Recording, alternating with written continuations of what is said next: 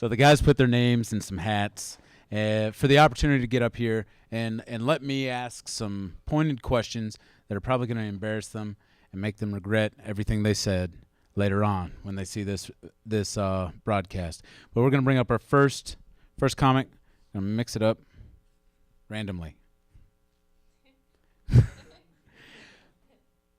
Is he in here, Mr. Gregg Olan?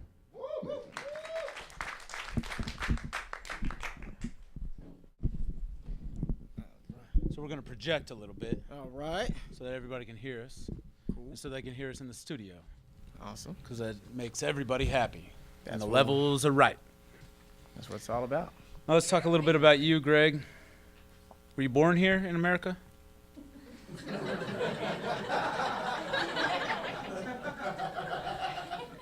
Yes, I was born here. I am born in Kansas, and my family moved to Texas before I was 1.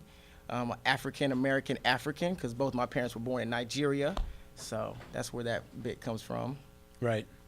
Have you been to Nigeria? Yes, I actually have. It's amazing. Yeah. I was actually 5 years old, and I remember a lot of it. You know, I'm going to go back soon, and everybody in here should go also. Woo! Yeah. It wouldn't be a good advice for me, though, right? Well, why you say that? South Africa. You should go to South Africa. Africa. Yeah. A lot of whiteys down there. Yeah, but they talk funny, and you know. Yeah. I don't. Yeah. It was strange for me too, but it's cool.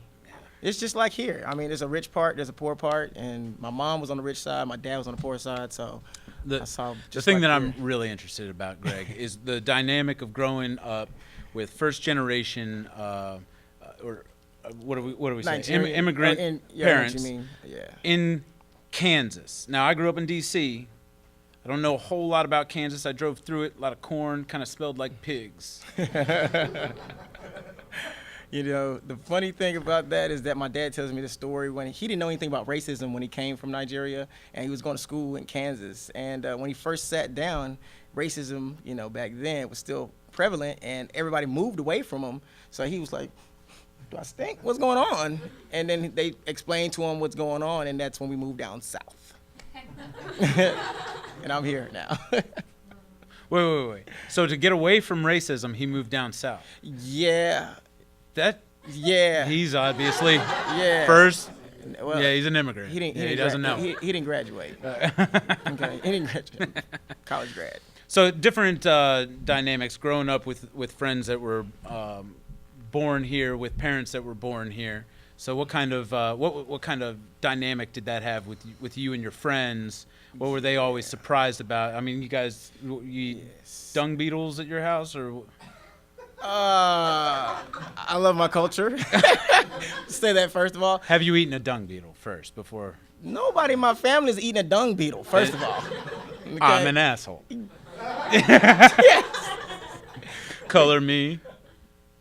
Bad. Embarrassed. Oh, embarrassed. No, I hate that. Yeah.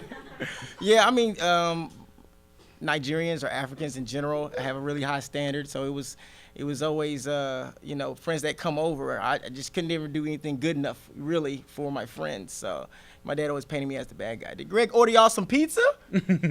I can order pizza without asking Dad. Okay, that's cool. But yeah, when I want to spend a night at my friend's house and stuff, they can come over here, you know. So I was like, what's gonna happen, Pop?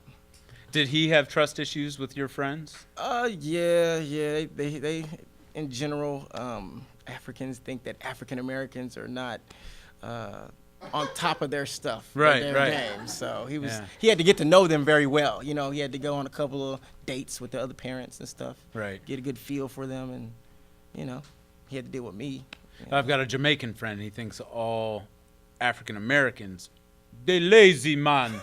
They don't work like I do. Yeah, there's a stereotype. Everybody has a stereotype. The stereotype about us. How was that accent? Is that all right?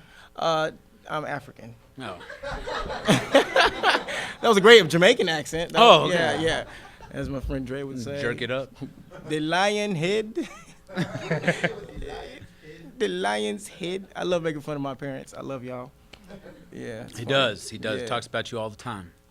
So, your comedy. What do you like to give out on stage? What are you?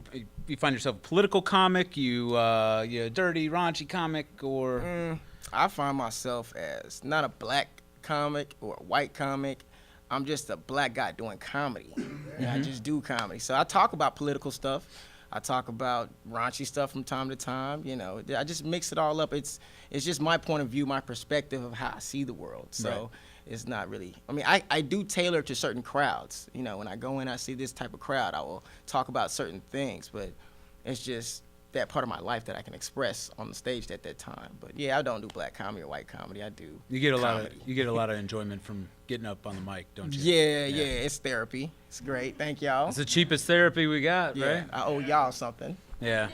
We'll give it back one day when we're making millions. Yeah, It'd be like a fan appreciation come over Yeah. chill in my pool day. It sounds like a joke, but yeah, it's a dream of mine to be able to do this full time. One day in my life where I'm a professional comic, and we've been working real hard, Funny Boy NT, for the last year. I just got signed to an agent. Woo! So I'm really excited about Nice. the next step, the next level of being a professional comedian or Very actor nice, and man. all that. So, also, Explain a little bit about Funny Boy Entertainment. Who's a part of the group? everybody can be in Funny Boy Entertainment, first of all, okay? Male, females, everybody can be in it. But it was co-founded by Derek Fields, myself, Gregg, and Devron Thomas. And we just came together to say that, we're going to support each other no matter what. There's days I don't want to get on stage and they'll be hyping me up and get me up there and keep practicing. And we just come up with funny concepts and meeting all these great comics. I mean, when we get an idea, let's just make it happen. Let's be the ones that make everybody laugh. So Yeah. And safety in numbers. yeah. Right? And then, like if anybody was chasing y'all, Derek's going to get it. Yeah. He ain't that fast. It's a three-headed. Yeah, he can take one for the team. Yeah. Yeah, take one for the team. Well, listen, man, I can't thank you enough for coming and doing our first show, and we will see you again. And how does everybody get in touch with you? Are you on the tweets? Yes, and- I love Twitter. It's just entertaining. I say stuff that people take personal. So my Twitter is nothing too personal. Okay, NOTHIN, the number 2 and personal. And Gregg, GREGG, 2 G's. Olan, you can find me on Facebook or our website, www.funnyboyent. Or you just like the YouTube thing, AfroSam08 or Gregg Olan 100, our YouTubes. It goes on and on. Yeah, give me. And on. I'm gonna talk to your agent. We gotta cut that down. We just gotta, a little yeah, bit. just one. Yeah, Just my agent would just get Funny Boy. Just send him there. he get a Because little bit I'm upset. on Funny Boy all the time. And also, great job on the video that you guys put out recently. What was it? What was the title of Thank that you. video The called? Hacker Fairy. Hacker Fairy. The Hacker Fairy is a skit we And just what do we got here? put out. It's some of my greatest hits. My swag is humble. Yeah, my Professional swag. intelligence. Yes, Get yes. y'all laughs up. Oh, get your laughs up. There you go. Say it right. Well, you're from the South. Let's check it out. Yeah, if y'all He's can got check his it out. DVD. Catch it at. Our website or me in the streets. I'm here. Just ask for me. I'll be around. We're not reached that level yet, but we're gonna get there one day. Thanks a lot, Yeah, Greg. no problem. Take care, man. Thank you.